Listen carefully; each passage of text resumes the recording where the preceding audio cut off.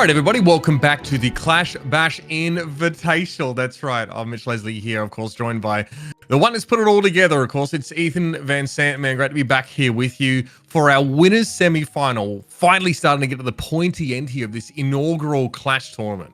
Yeah, and Uber, huge shout out to yourself. Thank you for that great intro. This is actually going to be, I believe, the last time we catch you casting one of these events. So it's been an amazing run, my friend, and really happy to have you alongside me in the, sorry, wrong side. There we go. Alongside me in this whole journey. And yeah, like you said, we're starting to wrap things up here with two great decks finally coming together. These decks have been steamrolling through this winner's bracket. Dash, piloted by Wes Wilson, and then Ethnic Smoke on his beloved Iyslander that is just making that deck look wicked hot.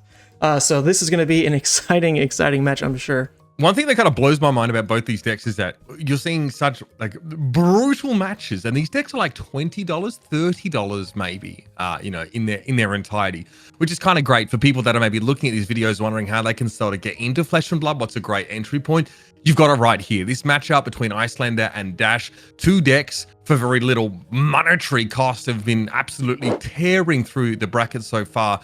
I mean, do you want to talk about that? Because obviously there's still some action going on in the lower bracket. We do have our winners semi, so the winner of this will go on and face the team that's ultimately victorious from that lower bracket. Yeah, well, it's a good thing you mentioned the cost of entry here, because Clash overall, in its inception, now that we're like wrapping up this whole series, let's not forget Clash was brought about as a way to help new players buy into Flesh and Blood. You're going to see these really powerful decks at very cheap entry cost that don't take a lot to actually upgrade them all the way to a full Blitz deck or full CC deck. Just sprinkle in some extra majestic equipment, legendary equipment, and you're off to the races. So these two decks, hey, they're putting on a great show for not a lot of investment as of yet. So check out the Clash format in its entirety in the rules document below to really try to get yourself started in this format yourself. But let's check in now on this losers bracket. We got some updates here.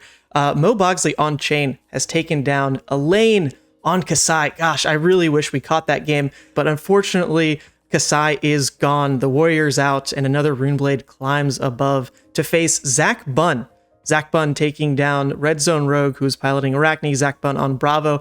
So they are climbing their way up here to have that kind of age-old matchup of Chain versus Bravo, albeit watered down a little bit in the Clash format. Yeah, I mean, the elements that make those decks amazing are still going to be there, right? Like the inevitability, I guess, of Chain, plus the disruptiveness of Bravo there. So that is going to be a pretty exciting match to sort of, again, we need to find out who from our lower bracket is going to get to have another crack at either Ethnic Smoke or Wes Wilson here in that sort of grand final. But let's talk about these deck lists here. All right, let's start with this Iyslander list. I mentioned it literally, if you go and look at it on Fabry, it's $20, $20. Really? And a lot of the power, yeah, exactly. A lot of power that comes from this deck again is in cards like Ether Icefane, right? That's obviously extremely impactful. A lot of really effective attack actions Sword can bring into decks like this. Findle's Fighting Spirit, Wounded Bull is also going to be there. And this deck has like a couple of really cheeky things it can do. Like I love Glacial Horns in this deck. Just being able to freeze up someone's arsenal apropos of nothing, and then you can actually interact with that further if there's cards like Succumb to Winter that actually will remove arsenals or destroy allies that are frozen. So there's some fun stuff Ethnic Smoke can do here, but Ethan, we know he's just trying to hit above rate. Really nice robust attack action. That's Iyslander's bread and butter. Play above rate and then come in, snipe him with that arcane, even going as tall as 7 arcane damage with those blue Emeritus Scoldings all in one turn. And Ethnic Smoke's been doing this the entire event. We've seen him never miss a beat in his entire way through the bracket here. The deck's just really well crafted, and it translated really, really nicely down to the Clash format. So I think this is a great build, and you're absolutely right. I see it here as well. $20 deck to just pick up and play and really get a feel for what Iyslander's trying to do. I want to talk about the Dash side of this because we saw Wes go up against Chain, and Chain never really got started. He couldn't handle with the early game pressure that the Dash was able to put down. She's so fast out of the gates.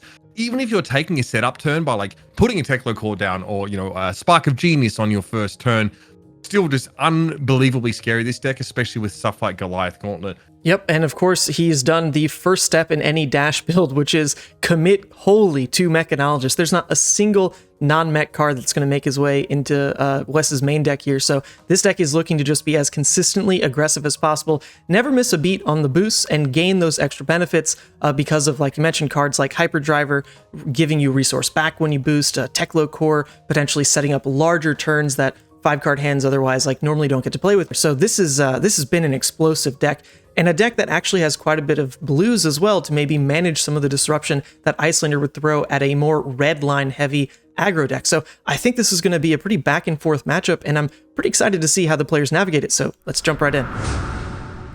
And Uber, look at what we've got on screen here. It is Young Dash. You know, Wes has been using Adult Dash this entire tournament. His token's just been wrong. But here we go. He fixed it. We've got officially Young Dash on the left versus Iyslander on the right. 20 health to 18. Already you'd think Iyslander must have the disadvantage, but as we know, that is not true. This Iyslander deck is built so well. It is playing just as clean as it wants to here because of Ethnic Smoke's just absolute prowess with this hero. But Wes Wilson has been putting on just mountains and mountains of hurt with these boosted attacks that just put on so much pressure.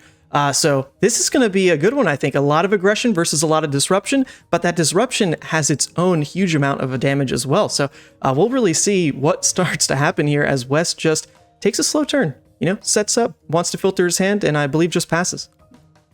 Yeah, I mean, obviously charging up ye old pistol, making sure that's going to be ready to go for later on. There's a card pocketed there, and want to point out AB2 here for the Dash players. So Achilles Accelerator, kind of nice that Dash has a natural piece of Arcane Barrier equipment that she should takes in here.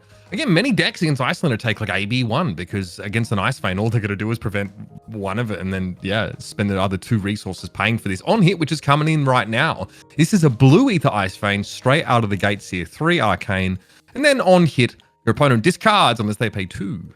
Yeah, and so this was a bit of that hand filtering that Wes just didn't allow Ethnic Smoke to get. Because you see a hand that pitched a blue Aether Ice Vein to play a blue Aether Ice Vein. That's definitely not the huge amount of pressure turn 1 that Ethnic Smoke wanted to get off here. So very smart play by Wes. He knows that Iyslander can min-max their hands super well. So he just slowed down a bit himself, did a bit of setup, and then only is faced here with that 3 Arcane.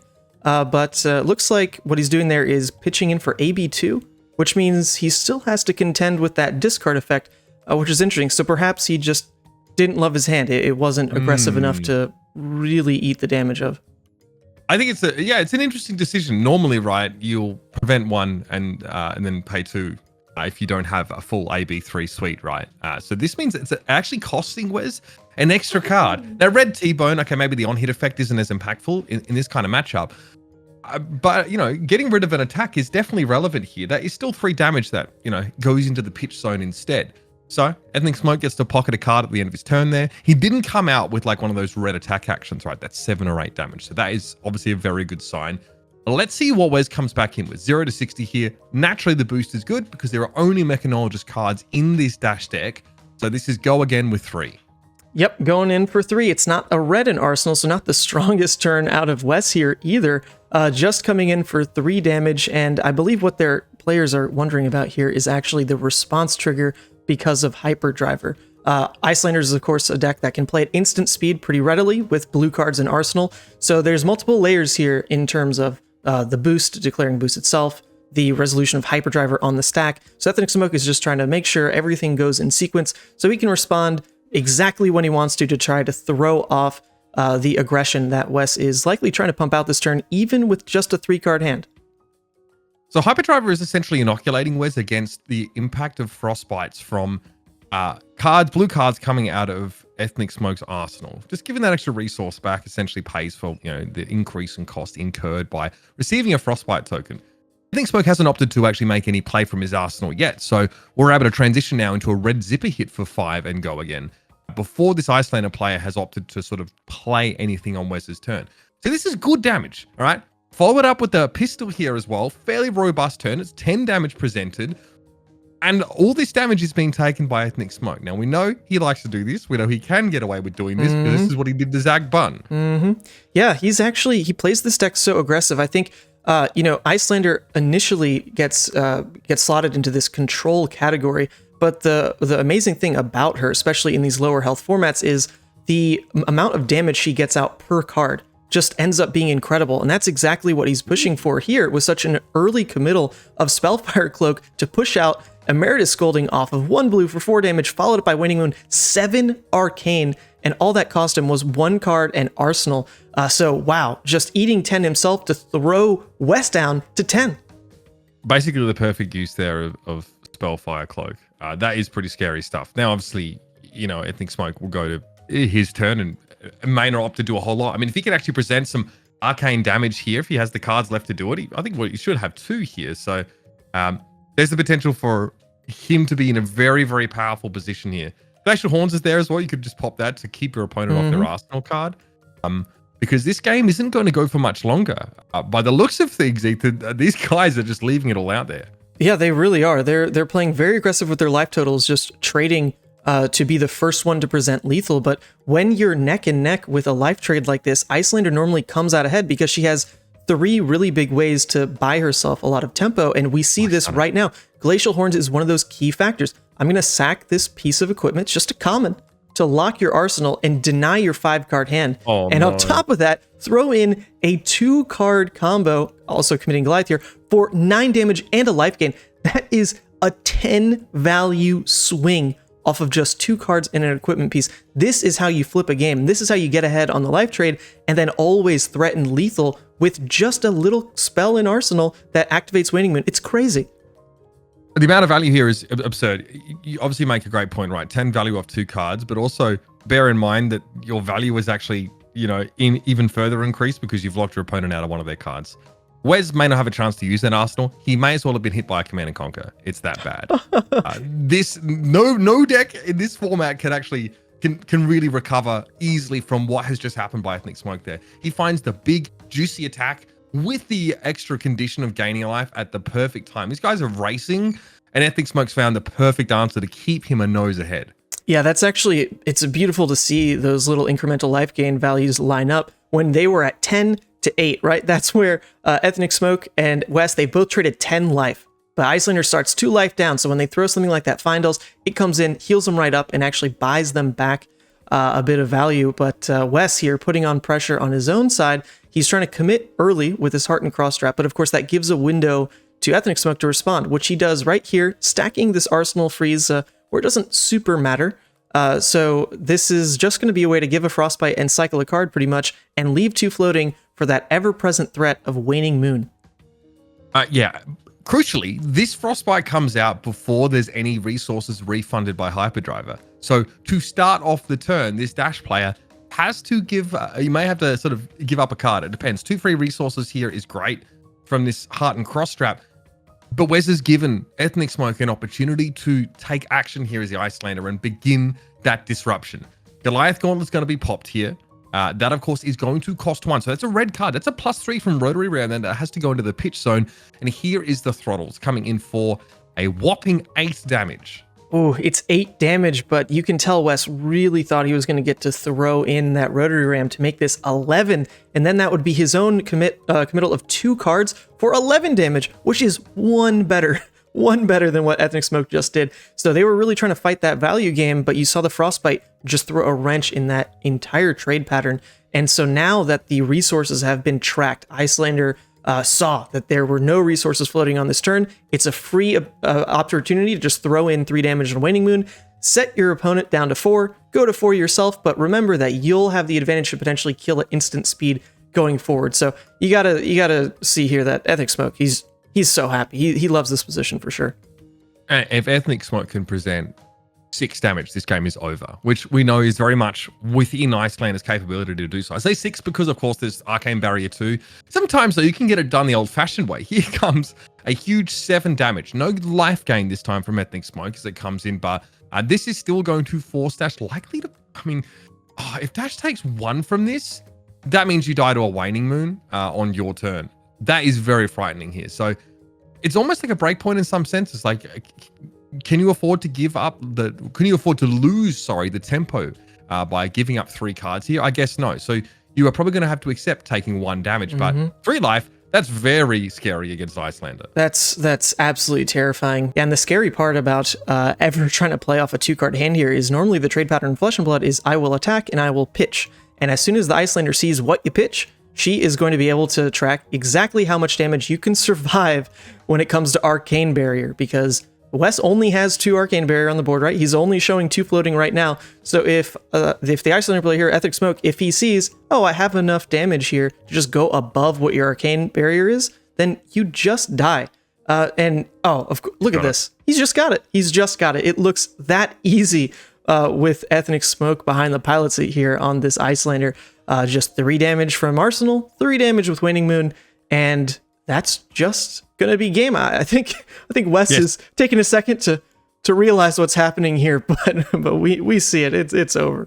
Yeah, I mean, this damage coming in looks like now 3 damage comes in from Waning Moon, and Wes, he pitched already to stop that Ice Bolt. So again, you block with 2 cards, you have a 2-card hand, and then you use those last 2 cards in order to sort of present an attack, which you have to advance the game state against Iyslander. But you now have an empty hand. You have only the resources in pitch, which was 2. You're at 3 life. So if there is 5 or more damage coming in, which is very easy for Iyslander to present, then that is going to be game. Pretty unfortunate stuff there, and again, the timing of the disruption there I thought was really important, but keeping Wes off an Arsenal card also hurts, especially as that could have been sort of another free attack that could have started to really push and take some more cards away from Ethnic Smoke. Yeah, we saw Wes put up a fight. I think one of the reasons he might have stumbled there is just a little bit of uncertainty when you can't take a piece of equipment that's just so standard into Wizard like Visirtronic. That normal Mechanologist piece you take in that has Arcane Barrier 2 built in. You normally get that 3rd Arcane Barrier right there in the foot piece as well. So you normally feel, okay, if I need to soak in, I can. But, losing a little bit of the Arcane in this matchup maybe threw Wes off, and he just figured, okay, I can't tank out as much as I can normally, so we'll just throw our hands and see if we can get there. But really smart use by those disruption pieces that Ethnic Smoke put into play there. Just that Glacial Horns, that 1 critical Frostbite as well in the Heart and Cross-Trap. That's all it took to buy the advantage in his favor. And congrats to Ethnic Smoke. He's really playing this deck incredibly well, and he secured himself a spot in the finals. So he'll be playing the winner of whoever now beats Wes in the losers bracket finals that we'll be getting to you next week. So everything should be concluded. We'll have losers bracket finals, the actual winners bracket finals, all that coming to you next week. A couple things in the back end weren't quite in order for this weekend to be the final matches of Clash, but that's all right. This has been, absolute pleasure as always to bring this to you. Uber, thanks for joining me as well. It was exciting when it was fast, and it was 2 cool people and 2 cool decks. Yeah, I really got to hand it to Ethnic Smoke for taking the win there. Guy's an incredible player. So for him to bring his talents to the Clash format and show us how you can find success with his beloved Iyslander in a format that's really, quite inexpensive to buy into. Big shout out to him. And again, a great example of what you can do in Flesh and Blood without having to break the piggy bank, so to speak. So thanks for having me here as well, Ethan. It's been an absolute pleasure to join you in seeing the birth of this new format.